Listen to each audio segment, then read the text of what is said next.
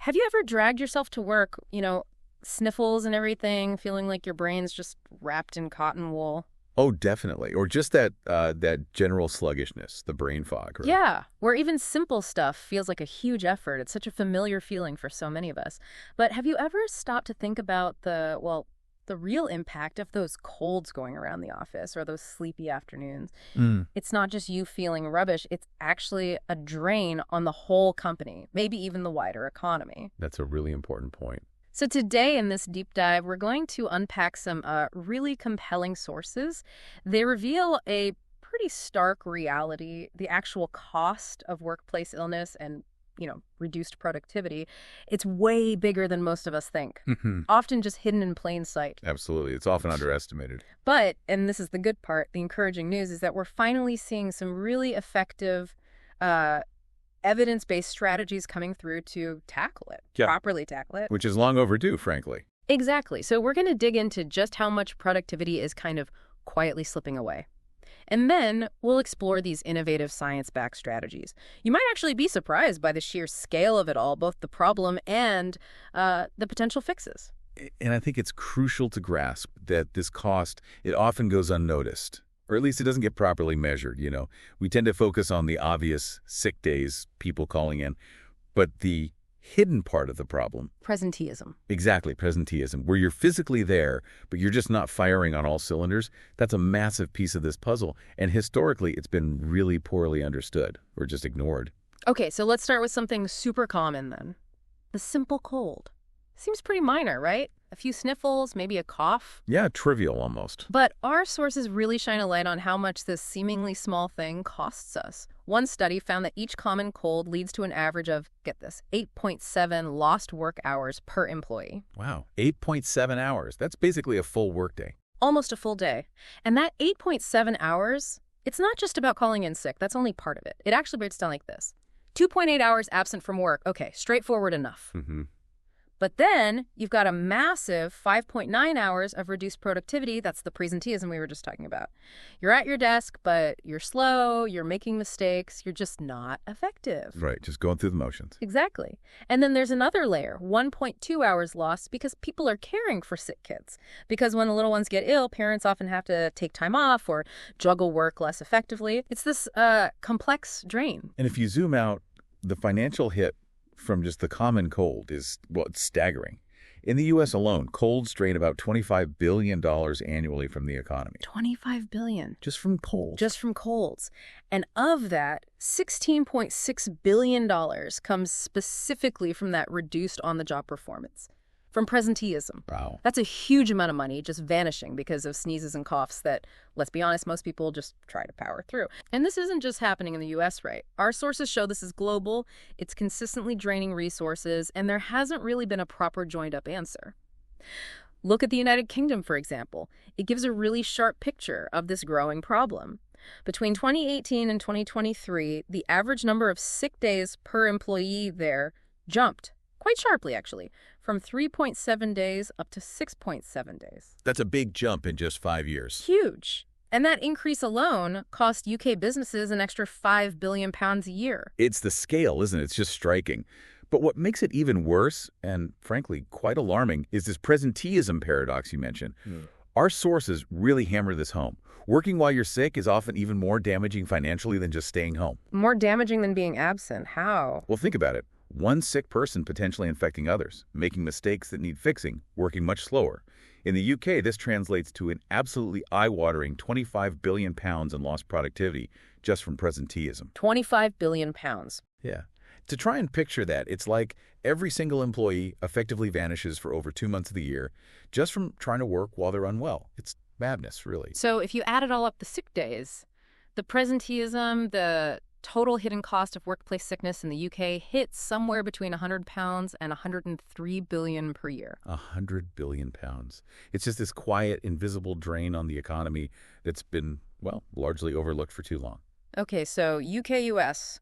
What about elsewhere? Well, it's definitely not an isolated issue. It's part of a much wider trend across Europe, for instance.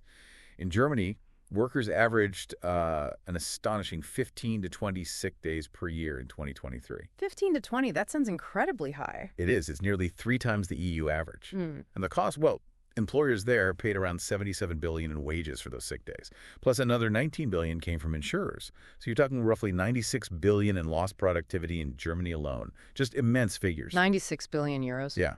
And broadly, across Europe, the estimates suggest that absenteeism due to illness costs up to 2.5% of the entire GDP. 2.5% of GDP. It really makes you wonder, doesn't it? If the problem is that big, that costly, why haven't we seen, a widespread, really effective solution before now? It seems like something's been missing. Exactly. That's the key question. The message from these numbers is just undeniable. This quiet drain is far more devastating than we've really acknowledged. But, okay, while these figures are pretty stark, our deep dive also shows a path forward. And it's backed by solid science, which is the encouraging part. Right. The good news is that new research, new insights, they're finally giving us concrete, data-backed solutions. It seems the focus is shifting towards investing in specific, high-quality wellness strategies that can directly push back against these losses. Indeed. And we're not just talking about vague wellness ideas or, putting a fruit bowl in the office. No, not just fruit bowls. No. We're talking about targeted, evidence-based interventions.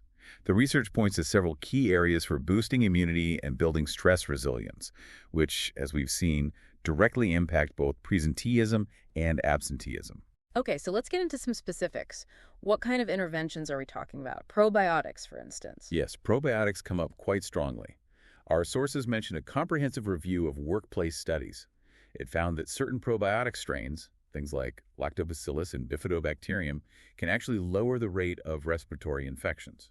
Okay, fewer colds and bugs. That makes sense. Exactly. But also, they can decrease markers of inflammation and stress in the body. And the outcome? Significantly reduced absenteeism and presenteeism in working adults. So hitting both the absence and the working while sick problem. Precisely. It's a direct hit on two of the biggest cost drivers we've identified. Interesting. What else? Well, it goes beyond just gut health. There's compelling research around antioxidants and adaptogens too, a German cohort study, and also some clinical trials with healthcare workers who are obviously under a lot of stress. They showed that supplementing with a specific blend. What kind of blend? Things like vitamin C and E, selenium, omega-3 fatty acids, and also adaptogens like ashwagandha. Ah, ashwagandha. You hear a lot about that for stress. You do. And the results were significant. They saw measurable improvements in stress levels, energy, mood, and immune function. Yeah. And crucially, this translated into reduced burnout and fewer sick days for these frontline workers.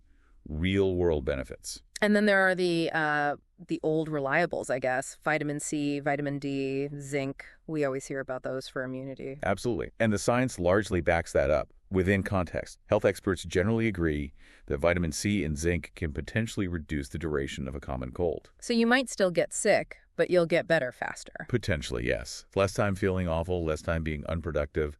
And vitamin D is crucial for overall immune function, especially for people who might be deficient, which is quite common. Right. And it's not just anecdotal. The NIH's Office of Dietary Supplements confirms zinc's vital role in keeping our T cells, key immune fighters, working properly and maintaining the body's immune barrier. Okay, so individual nutrients help. But what about broader programs? That's where it gets really compelling. The impact of comprehensive micronutrient programs in the actual workplace. We have some concrete examples in the sources. There was a workplace nutrition initiative in Bangladesh. They used multi-micronutrient fortified rice, plus supplements, the result.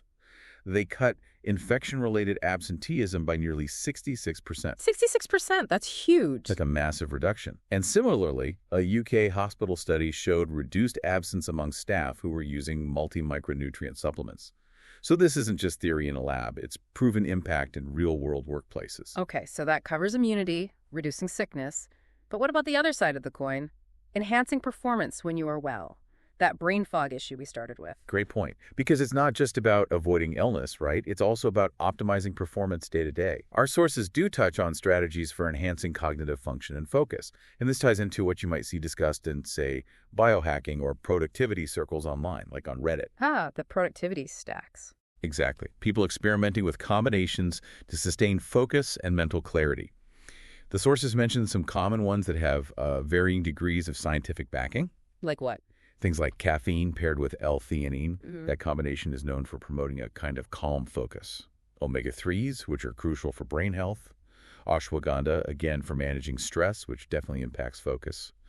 Also rhodiola, another adaptogenic herb, B vitamins, essential for energy metabolism, and even things like lion's mane mushroom, which is often cited for potential cognitive benefits. So these aren't just about not getting sick. They're about actually optimizing the working brain for better concentration and output. That seems to be the goal, yes. Supporting cognitive function directly. So we've got immune support, cognitive support. How does this all fit together? Is it just about taking supplements? Not entirely. And this is really crucial. Beyond these individual nutrients or compounds, the bigger picture is holistic.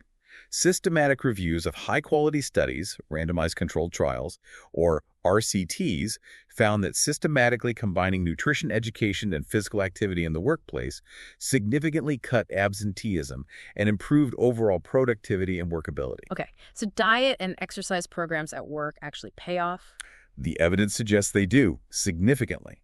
It emphasizes that while supplements can be powerful tools, they're really one part of a much broader wellness mosaic. You need to consider the whole picture. Good nutrition, staying hydrated, getting enough sleep, regular movement. Supplements support that foundation. They don't replace it. That makes a lot of sense. It's about building a solid foundation for health. And you mentioned supplement quality earlier. Yes, absolutely critical. For anyone considering supplements, our expert sources really stress the importance of quality control. Look for third-party testing, formulations that ensure good bioavailability, meaning your body can actually absorb and use the nutrient. Especially for those key immune supports. Exactly. Things like vitamin C, D, zinc, elderberry, turmeric, even electrolyte powders for hydration support. When you choose high-quality versions, they can be genuinely effective supports within that broader holistic wellness strategy. Not magic pills, but useful tools. Okay, so let's bring this all together. What does this actually mean for you listening right now? Maybe you're the employee who keeps catching every cold that goes around and it just ruins your week, kills your focus. Or maybe you're a manager looking at the team's output, scratching your head about why productivity seems sluggish. The takeaway seems pretty clear.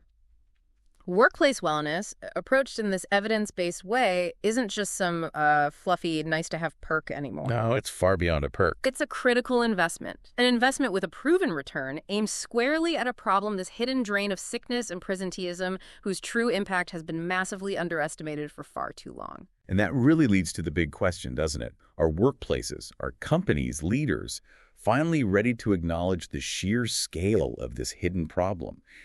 And more importantly, are they ready to truly embrace these data-driven, science-backed solutions? Because the potential is there. Proactive strategies really can shift these costly trends. Moving beyond just reacting when people get sick. Exactly. Moving towards fostering a culture of sustained well-being and ultimately peak performance. So here's the truth we've uncovered today. Every single cold, every foggy-brained afternoon, every missed day, every day you show up but aren't really there.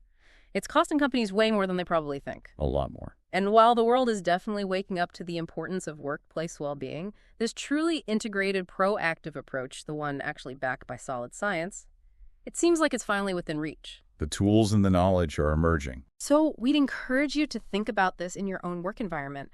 Are you seeing these hidden costs play out? The cost of presenteeism, of repeated absences? And what if? What if some of these science-backed wellness strategies, whether it's targeted nutrients, better nutrition education, encouraging movement, what if they could be integrated where you work? It's worth considering. Because moving beyond just reacting to illness and instead proactively investing in employee health and their cognitive function, it isn't just good for the individuals. The evidence suggests it's actually essential for the productivity, the innovation, and the resilience of organizations in today's world.